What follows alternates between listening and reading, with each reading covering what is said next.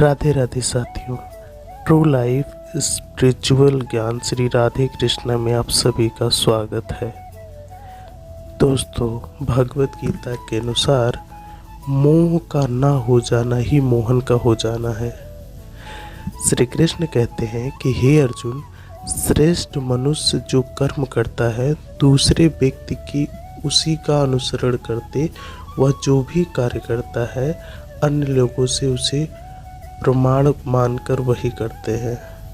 श्री कृष्ण अर्जुन से कहते हैं कि हे अर्जुन, समस्त धर्मों को त्याग कर अर्थात सभी मोह माया से मुक्त होकर मेरी शरण में आ जाओ। मैं ही तुम्हें पापों से मुक्त कर सकता हूँ, इसलिए शोक मत करो। श्री कृष्ण कहते हैं कि हे अर्जुन, भगवान में श्रद्धा रखने वाला व्यक्ति अपनी इंद्रियों को वश में करके ज्ञान प्राप्त कर लेते हैं और ज्ञान प्राप्त करने वाले ऐसे पुरुष का वास स्थान सबकी उत्पत्ति के लिए प्रलय का हेतु समस्त निधान या अविनाश का कारण भी मैं ही हूँ। स्मरण रहे इस बात का। श्री कृष्ण कहते हैं कि हे अर्जुन, कर्म करना तुम्हारा अधिकार है परंतु फल की इच्छा करना तुम्हारा अधिकार नहीं है। कर्म करो और फल की इच्छा किए बिना करो, क्योंकि फल देना मेरा काम है, कर्म करना तुम्हारा काम है। श्री कृष्ण कहते हैं कि हे अर्जुन, साधु और संत पुरुषों की रक्षा के लिए, दुष्कर्मियों के विनाश के लिए और धर्म की स्थापना हेतु मैं युगों युगों से धरती पर जन्म लेता आया हूँ। महाभारत में युद्ध के समय जब अर्जुन के सामने उनके सगे संबंधी गुरुजनों खड़े होते हैं तो अर्जुन दुखी होकर श्री कृष्ण से कहते हैं कि अपने महागुरुओं को मार कर जीने से तो अच्छा है कि भीख मांगकर जी लिया जाए। भले ही वह लालच में बुराई का साथ दे रहे हैं, लेकिन वो है तो मेरे गुरु ही।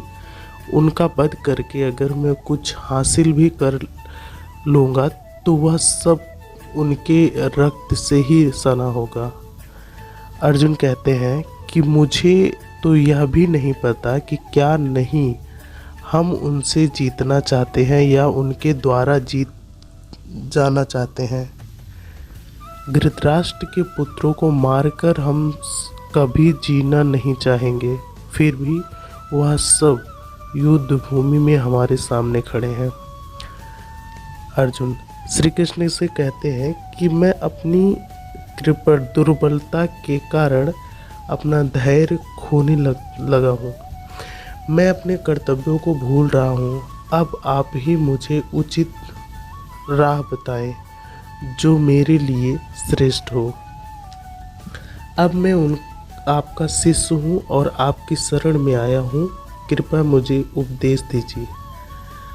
अर्जुन कहते हैं कि मेरे प्राण और इंद्रियों को सुखा देने वाले इस शोक से निकलने का मुझे कोई साधन नहीं दिख रहा है।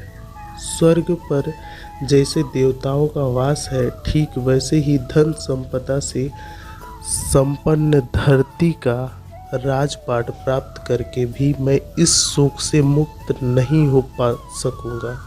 श्री कृष्ण कहते हैं कि हे अर्जुन, सफलता और असफलता की आसक्ति को त्याग कर संपूर्ण भाव से संभव होकर अपने कर्म को करो, यही समता की भावना योग्य कहलाती है। हे पार्थ, अपनी बुद्धि योग और तन चैतन्य द्वारा निंदनीय कर्मों से दूर रहो और संभाव से भगवान की शरण को प्राप्त हो जाओगे। जो व्यक्ति अपनी सकर्मों के फल भोगने के अभिलाषी होते हैं वह कृपा लालची होते हैं। श्री कृष्ण कहते हैं कि हे अर्जुन, ईश्वर शक्ति में स्वयं को लीन करके बड़े बड़े ऋषि व मुनि खुद को इस भौतिक संसार के कर्म और फल के बाधाओं से मुक्त कर लेते हैं। इस तरह उन्हें जीवन और मरण के बाधाओं से मुक्ति मिल जाती है। ऐसे व्यक्ति ईश्वर के पास जाकर उस अवस्था की प्राप्ति कर लेते हैं जो समस्त दुखों से परे है। श्री कृष्ण कहते हैं कि हे अर्जुन, जब तुम्हारी बुद्धि इस मोह माया के घने जंगल को पार कर जाएगी, तब सुना हुआ या सुनने योग्य सब कुछ से तुम विरक्त हो जाओगे।